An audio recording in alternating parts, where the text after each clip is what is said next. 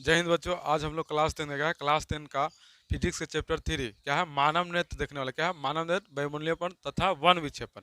जिसमें हम लोग का पार्ट क्या है, पार्ट 4 है। तो पार्ट 4 में हम लोग देखेंगे निकट दृष्टि दोष, दूर दृष्टि दोष, जरा दृष्टि। देखिए हम लोग निकट दृष्टि दोष पहले भी देख चुके, लेकिन फिर इसमें तीनों दोष को एक जगह कर दिया गया है, इसलिए आपको फिर से निकट दृष्टि दोष के बारे में थोड़ा सा नहीं बता देते। क्या कि निकट दृष्टि दोष के बारे में हम लोग देखे थे। यह है कि दृष्टि दोष कितने प्रकार के होते हैं, 3 प्रकार के। पहला होता है निकट दृष्टि दोष, दूर दृष्टि दोष और जरा दूरदर्शिता। क्या होता है, जरा दूरदर्शिता। तीनों दोष के बारे में आज आज हम लोग जानेंगे। ये तीनों दोष है ना, आपको कभी कभी 5 नंबर में आता है कि दृष्टि दोष क्या है या कितने प्रकार के होते हैं, इस सभी को परिभाषित करें। तो याद है कि 5 नंबर में आता है। कभी और 2 नंबर में आएगा तो सीधे पूछेगा निकट दृष्टि दोष क्या है, इसका उपचार क्या है, या पूछेगा दूर दृष्टि दोष क्या है, इसका उपचार क्या है। तो ये आपसे पूछेगा। चलिए स्टार्ट करते हैं आपका। तो क्या है आपका, पहला है आपका निकट दृष्टि दोष। क्या है, निकट दृष्टि दोष। तो बोला कि जिस नेत्र में निकट दृष्टि दोष होता है वह दूर स्थित वस्तुओं को स्पष्ट रूप से नहीं देख पाता। देखिए जिस नेत्र में ना निकट दृष्टि दोष होता है ना, वह दूर स्थित वस्तुओं को स्पष्ट रूप से नहीं देख पाएगा।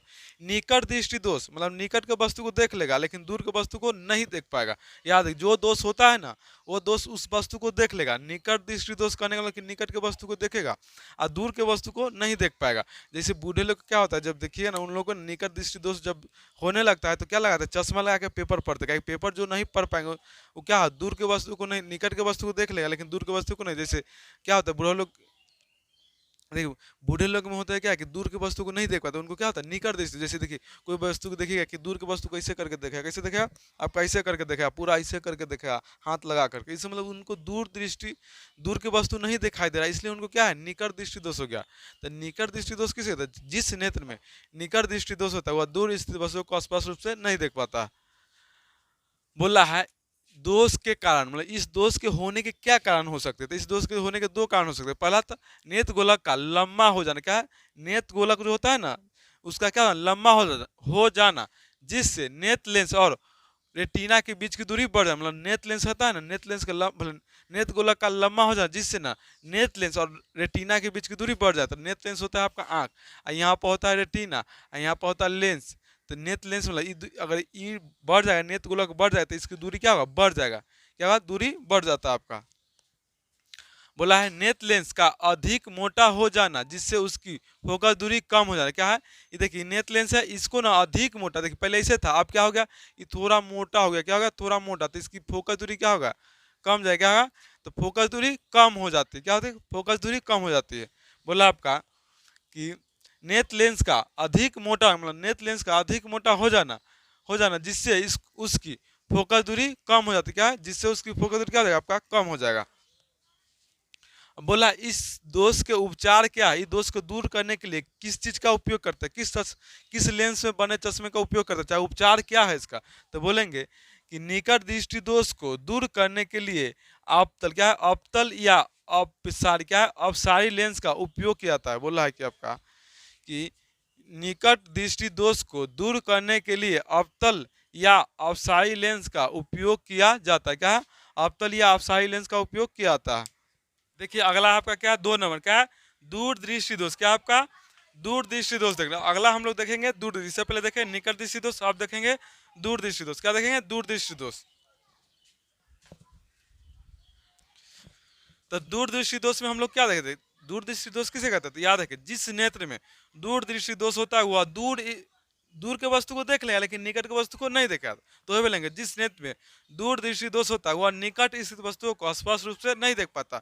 मान ली कि हम किताब पढ़े तो हमको किताब पढ़ने में कठिनाई हो रहा है, इसका मतलब हो रहा है कि हमको दूर दृष्टि क्या है, दूर दृष्टि। जो व्यक्ति को किताब पढ़ने में अगर कठिनाई हो रहा है या बुक पढ़ने में या लगीचा के वस्तु को देखने में, इससे पता चल रहा है कि वह वस्तु किससे ग्रसित है, तो दूर दृष्टि, क्या दूर दृष्टि दोष से ग्रसित है। क्या कि दूर के वस्तु को देख लेगा लेकिन निकट के वस्तु को नहीं देखा। मान ली कोई व्यक्ति आपका किताब पढ़ा उसको नहीं दिखाई दे रहा है, तो समझिए आपको कौन दृष्टि दोष है, बताइए तो आप लोग, आपका जगह दूर दृष्टि दोष।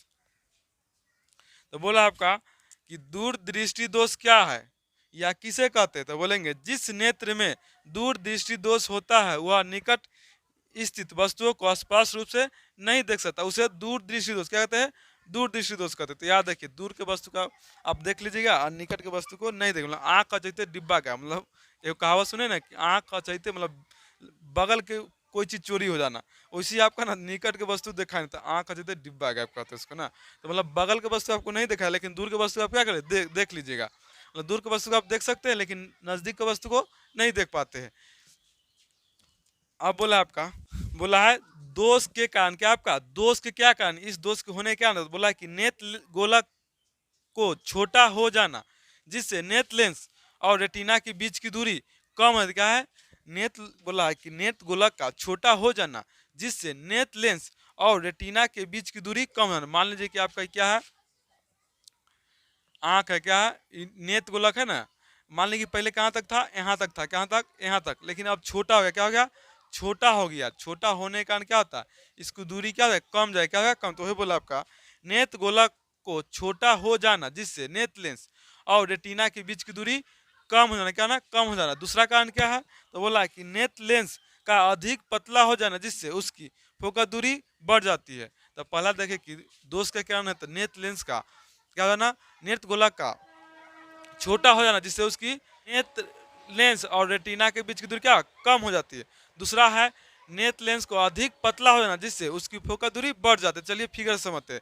देखिए आपका, देखिए आपका है नेत्र लेंस है, देखिए रेटिना पहले यहाँ तक था, यहाँ तक हो गया ना, तो नेत्र लेंस और नेत्र गोलक का छोटा हो जाना, जिससे उसकी क्या होता है, नेत्र लेंस और रेटिना के बीच की दूरी क्या कम हो जाता है, क्या होता है, कम हो जाता है आपका। अगला बोला है आपका कि मान लीजिए कि ये आँख है, क्या आपका, मान लीजिए कि आपका ये आँख है, यही था। अब देखिए पहले पतला था ना, अब थोड़ा सा नहीं, भले मोटा था, अब क्या कर लिया, एकदम पतला, क्या कर लिया आपका, पतला कर लिया। क्या पतला, पतला होने के कारण की इसकी दूरी क्या होगा, नेत्र लेंस और रेटिना के बीच की, मतलब नेत्र लेंस और फोकस दूरी क्या होगा, बढ़ जाता है।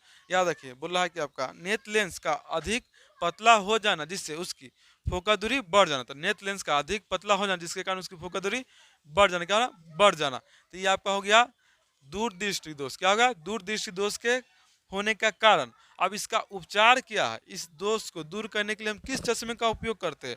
जो आप आंख में चश्मा पहने तो आपका कौन सा चश्मा से आपका ये दोष दूर होगा। तो हम लोग चलिए जानते हैं कि इस दोष को दूर करने के लिए किस चश्मे का बेहतर। देखिए इस दोष को दूर करने के लिए हम लोग ना जिस चश्मे का उपयोग करते हैं, उस चश्मे में होता है आपका उत्तल लेंस। क्या होता है, उत्तल लेंस। क्या होता है आपका, उत्तल लेंस होता है। उत्तल लेंस और ट्रिक से कैसे याद करें, देखिए 3 गो था, 4 गो और 2 गो था, 3 गो। तो निकट दृष्टि दोष में अवतल लेंस, दूर दृष्टि दोष में उत्तल लेंस। क्या होगा, दूर दृष्टि दोष में उत्तल लेंस होता है। तो ये आप ट्रिक से भी याद, 3 गो था, 4 गो, 2 गो था, 3 गो हो जाएगा। ठीक है, तो उपचार क्या था, तो दूर दृष्टि दोष को दूर करने के लिए उत्तल लेंस या अभिसारी लेंस का उपयोग करते थे। दूर दृष्टि दोष को दूर करने के लिए उत्तल लेंस या अभिसारी लेंस का उपयोग करते हैं। अगला बोला आपका लास्ट है, लास्ट क्या है, जरा दूरदर्शिता। क्या है, जरा दूरदर्शिता। तो जरा दूरदर्शिता किसे कहते हैं, देखिए तो उम्र बढ़ने के साथ साथ सिलियरी मांसपेशियों का तनाव क्या होता है, घट जाने के कारण क्या होता है, देखिए क्या है, जरा दूरदर्शिता। क्या है, जरा दूरदर्शिता। चलिए हम लोग देखते हैं जरा दूरदर्शिता आपका लास्ट दोष है। पहला देखिए निकट दृष्टि दोष, दूर दृष्टि दोष, अब क्या है, जरा दूरदर्शिता। तो बोल रहा है कि उम्र बढ़ने के साथ उम्र बढ़ने के साथ साथ क्या होगा, या साथ बोल सकते हैं, उम्र बढ़ने के साथ वृद्धावस्था में नेत्र लेंस की लचक कम हो जाने पर और सिलियरी मांसपेशियों की समंजन क्षमता घट जाने के कारण यह दोष उत्पन्न होता है। तो बोल रहा है कि उम्र बढ़ने के साथ वृद्धावस्था, क्या वृद्धावस्था बूढ़े, मतलब वृद्धावस्था में नेत्र लेंस की लचक कम हो जाने पर और सिलियरी मांसपेशियों की समंजन क्षमता घट जाने के कारण यह दोष उत्पन्न होता है। याद रखिए क्या होता है, उम्र बढ़ने के साथ वृद्धावस्था में नेत्र लेंस की लचक कम हो जाना और सिलियरी मांसपेशियों की समंजन क्षमता घट जाने के कारण यह दोष उत्पन्न होता है। तो याद रखिए कि उम्र बढ़ने के साथ साथ वृद्धावस्था, मतलब बूढ़े व्यक्ति में होता है ये सब ज्यादा दोष। तो उम्र बढ़ने के साथ साथ वृद्धावस्था में नेत्र लेंस की लचक कम हो जाना और नेत्र लेंस की सिलियरी मांसपेशियों का समंजन क्षमता घट जाने के कारण यह दोष उत्पन्न होता है। तो ये दोष कब होता है, जो बूढ़े व्यक्ति, किसको, बूढ़े व्यक्ति को न दूर के वस्तु दिखाएगा न नजदीक के, कहाँ दिखाएगा, न दूर के वस्तु दिखाएगा न नजदीक के। उसको ना देखने के लिए क्या होता है, तो उनको ना चश्मा का जो उपयोग होता है उसमें दोनों लेंस लगाते हैं, एक होता है अवतल लेंस, एक उत्तल। दूर के देखने के लिए क्या होता है आपका, दूर वस्तु को देखने के लिए क्या करेंगे, दूर दृष्टि दोष मतलब दूर के वस्तु मतलब निकट दृष्टि दोष होता है तो क्या दूर के वस्तु को नहीं देख पाता, तो उसमें क्या क्या अवतल लेंस का उपयोग करें, नीचे वाला पढ़ने के लिए उत्तल लेंस, क्या नीचे में उत्तल लेंस ऊपर में अवतल लेंस का उपयोग करते हैं। आई किस में होता है, तो बूढ़ा व्यक्ति में क्या होता है, बूढ़ा व्यक्ति में जो देखिए बूढ़ा व्यक्ति क्या आपको बोले कि बउआ आप उससे विजन में जाइए ना तो नहीं देखा देता, तो बउआ के कर बेटा आते तनका इधर हाथ छूकेगा तब पकड़ेगा तब चिन्ह को कर बेटा आते फन्नमा के बेटा आते चिन्नमा के बेटा आते, वो आपको चिन्हेगा नहीं, आपको बगल में बुलाएगा हाथ पकड़ेगा देखेगा देह छू के तब पता चलेगा, क्या इसको आप देख नहीं पाते, क्या निकट के वस्तु दूर दोनों उनको ग्रसित हो जाते हैं।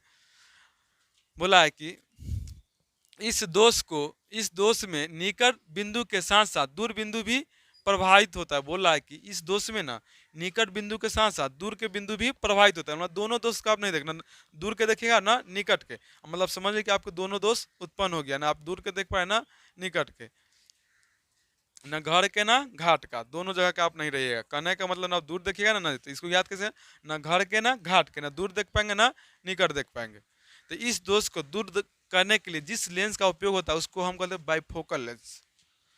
जरा दूर दर्शिता दोष को दूर करने के लिए बाइफोकल लेंस का उपयोग किया जाता है। क्या कहता है, बाइफोकल लेंस का उपयोग किया जाता है। हम लोग जानते हैं ना कि जरा दूरदर्शिता का उपयोग कौन सा लेंस से होता है, तो बाइफोकल लेंस। अब बाइफोकल लेंस किसे कहते हैं, जिसमें अवतल लेंस और उत्तल लेंस दोनों लगा हो, क्या होता है, जिसमें अवतल लेंस और उत्तल लेंस दोनों कार्यरत रहते हैं, मतलब लगा रहता है। अवतल लेंस ऊपर में लगा रहता है, उत्तल लेंस नीचे के लिए, दूर के वस्तु को देखने के लिए अवतल लेंस, पढ़ने के लिए उत्तल लेंस, क्या पढ़ने के लिए उत्तल लेंस और दूर के वस्तु को देखने के लिए अवतल लेंस। अब बोला आपका वायुमंडलीय अपवर्तन। देखिए तो हम लोग देखें निकट दृष्टि दोष, दूर दृष्टि दोष, जरा दूरदर्शिता। देखिए दूर दृष्टि दोष को हम लोग क्या करते हैं, दीर्घ दृष्टि दोष भी कहते हैं, याद है दीर्घ दृष्टि दोष हम लोग दूर दृष्टि दोष को कहते हैं। अगला आपका वायुमंडलीय अपवर्तन, क्या आपका वायुमंडलीय अपवर्तन। देखिए वायुमंडलीय अपवर्तन होता है, तो चलिए वायुमंडल में जो अपवर्तन होता है उसी को हम लोग क्या कहते हैं, वायुमंडलीय अपवर्तन। वायुमंडल कभी भी शांत नहीं रहता है, याद रखिएगा, जो वायुमंडल में ठंडी तथा गर्म हवा की धाराएं बहती रहती है हमेशा।